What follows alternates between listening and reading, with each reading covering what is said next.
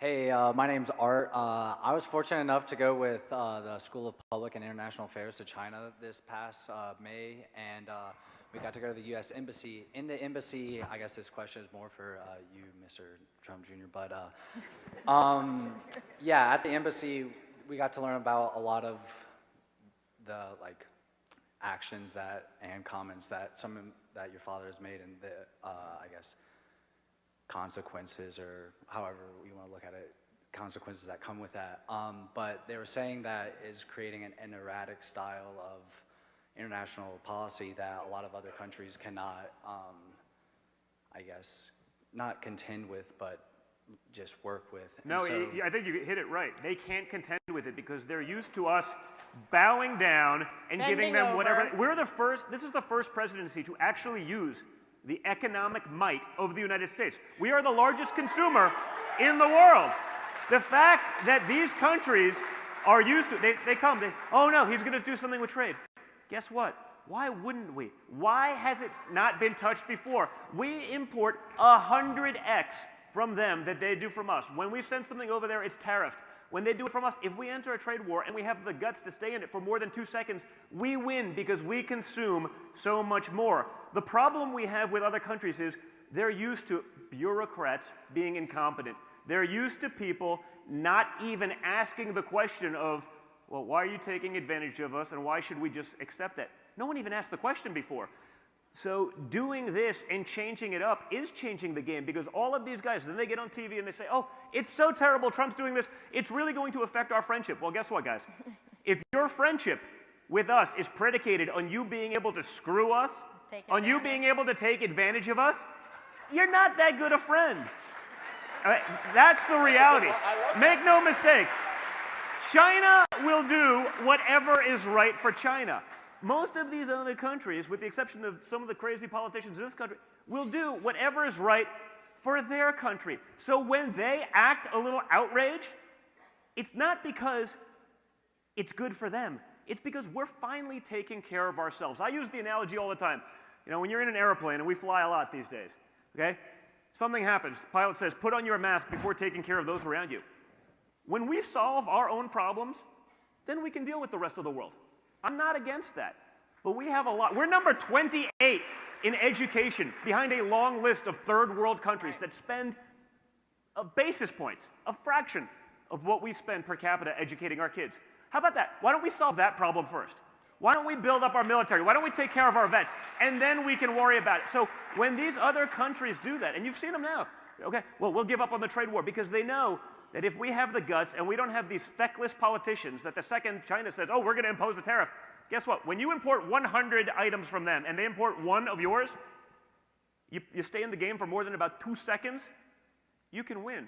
We have to start using our economic might to take care of ourselves first, and then we can help others. By the way, the president is just doing what he's supposed to do, which is actually run this country in a responsible way like any strong business CEO would. Because for years and years we've been taken advantage of. There has been a tremendous disparity in terms of what we've been doing with trade and with tariffs. He is simply asking that there be some reciprocity and that we should not continue to be taxed and burdened. It makes absolutely no sense. So yes, perhaps he's doing things in somewhat of an unconventional way. Thank God. But also, don't mistake, you know, some of these deep-seated bureaucrats in these places.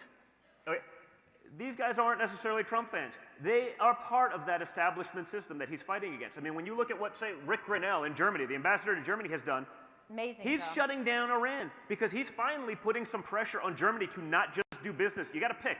You either do business with Iran, the world's #1 sponsor, state sponsor of terrorism, or you do it with the United States. You can't have both. And guess what? Now they're going on those sanctions.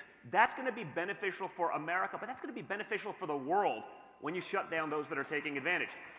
So, one thought, then we got to get to the next one. So yeah, I was more interested in how, like, you guys have talked a lot about the president right now, but so with the U.S. Embassy, they were saying creates a lot of distrust between nations and whatnot, and like you're saying, the U.S. is a big enough political or economic factor that, yeah, we're going to disrupt a lot. And so with that, my question is more is how is the Trump presidency setting, I guess, the tone for the future of, yeah, making sure these relations are secure with nations, that they feel like they can trust. It's not that we're some erratic, decision-making political, because while we might have our own perceptions, the perceptions from them towards us is this is how they feel like that, and I don't think that's necessarily always the best. Well, they respect think us that, and now. so Now they know we're not going to be just- taken advantage of. That's the bottom line.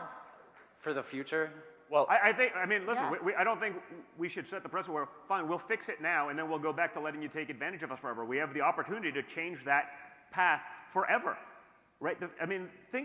Go back in history, name another civilization that would ever just cede power to others. I mean, make no mistake, these countries are out for themselves, okay? They are going to do what's best for them. When they're a little upset with us, that means we're actually doing something right.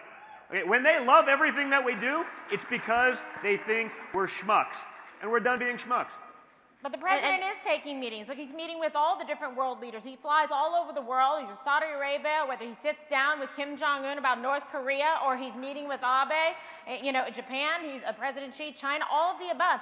He is actually someone who's willing to sit at the table and talk about it in a meaningful way. And that's actually what I think we want in terms of the future of diplomacy coming from the Oval Office. And I will say this, just to wrap it up, is that your initial question you said is based on how are they going to trust us? What's not to trust? He's doing exactly what he said he was going to do. He's telling them exactly, he's being as transparent as he possibly could be.